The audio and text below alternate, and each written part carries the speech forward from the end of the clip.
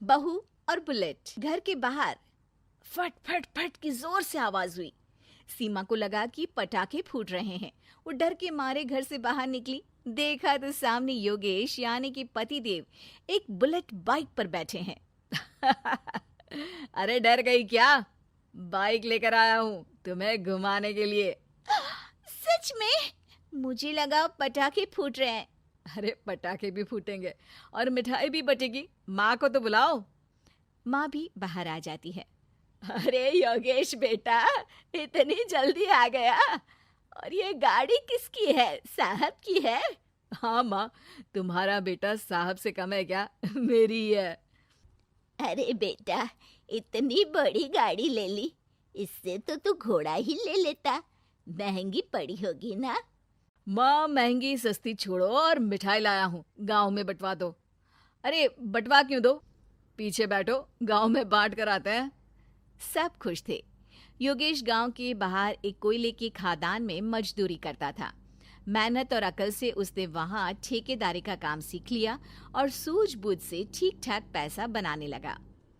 गांव में बात फैल गई कि योगेश के घर धमाका गाड़ी आई है। ऐसी गाड़ी पहले कभी किसी ने गांव में तो देखी नहीं थी। योगेश और माँ गाड़ी से वापस घर आ जाते हैं। बेटा, बाबूजी ऊपर से देख रहे होंगे और आशीर्वाद भी दे रहे होंगे तुझे। वो होते तो उनको भी घुमाता माँ। पूरे गांव में नाच नाच के मिठाई बांटने जाते। जैसे मैंने नाच नाच के बांटी थी जब वो अपने लिए एक साइकिल लेकर आए थे। बस बस, बाबूजी दो बात भी सुनाते कि फटफट वाली फटफटी ले आया। सीमा आगे कहती है, अपने लिए तो ये गाड़ी ले आए और मेरे लिए? अरे ये गाड़ी तुम्हारे लिए ही तो है। पक्का मेरे लिए है? अरे पक्का तुम्हारे लिए है। अगली सुबह जब योगेश सो रहा होता है तो उसे बाहर से गाड़ी की आवाज आती है। वो घबराकर चिल्लाता है, चोर चोर, मेरी गाड़ी ले जा रहा है, चोर चोर। माँ भी जागती है और योगेश के साथ दरवाजे की तरफ भागती है। जैसे ही दोनों बाहर निकलते हैं तो देखते हैं कि सीमा गाड़ी चला रही है। अरे बहू, नाक कटवाओगी क्या? ये क्या कर रही हो? अरे गिर जाओगी, ये क्या कर रही हो तुम? सीमा गाड़ी को रोक कर कहती है, सारे गांव में घुमा लाई, कहीं नहीं गिरी। क्या? सारे गांव में घुमा लाई? अरे लोग क्या कहेंगे बहू? सोचा क्या एक बार? यही कहेंगे कि कितनी अच्छी गाड़ी है। अरे तुम्हारे बारे में। हाँ, कहेंगे ना कि देखो कितनी अच्छी गाड़ी पर बैठी है। बहू गाड़ी रखकर योगेश और सासू माँ के पास जाती है। तुमने कब गाड़ी चलाना सीखा? हमारे बाबूजी के पास पुरानी स्कूटर थी, सीख ली। फिर स्कूल में एक मास्टर जी भी ऐसी ही गाड़ी लेकर आते थे, उन्होंने सिखा दी। हाँ हाँ, स्कूल के मास्टर आजकल यही सब तो सिखा रहे हैं। पढ़ाई का कुछ सिखाते तो कुछ भला होता। अरे बहू, अब गाड़ी मत चलाना। हमारे परिवार में कभी किसी औरत ने पीछे से आगे की सीट पे आने की हिम्मत नहीं की है। तुम भी मत करना, समझी?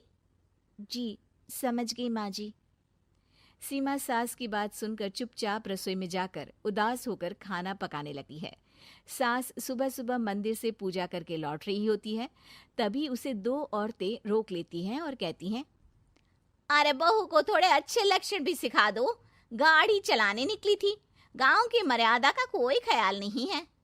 वही तो। अरे पैसे आने लगे हैं तो क्या मतलब कि किसी रीति रिवाज को नहीं मानोगे? अरे समाज में रहना है तो समाज के ढंग से ही रहना पड़ता है।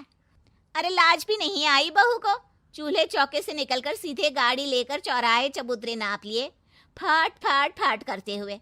अरे कुछ कह देना उसे। अरे ये क्या कहेगी, बूढ़ी सास है, इनकी थोड़ी ना चलती होगी घर में। हाँ, बहू की ही चलती होगी, मर्जी भी और गाड़ी भी। सास सब सुनकर घर आती है और बहू को चिल्ला के बुलाती है, अरे नाक कटवा दी सबके सामने गाड़ी चलाकर। औरत जात गाड़ी नहीं चलाती। शहरों में तो 4 पहियों वाली गाड़ी भी चलाती हैं और हेलीकॉप्टर, हवाई जहाज भी। शहर में थोड़ी ना रहती हो मैडम साहिबा। आज के बाद गाड़ी से ही नहीं, यूं भी निकलना बंद तुम्हारा घर से। माँ सही कह रही है। कहीं भी जाना हो तो मुझे बता देना, मैं लेके चलूंगा। Thank you for watching my video. Please like, subscribe and share us.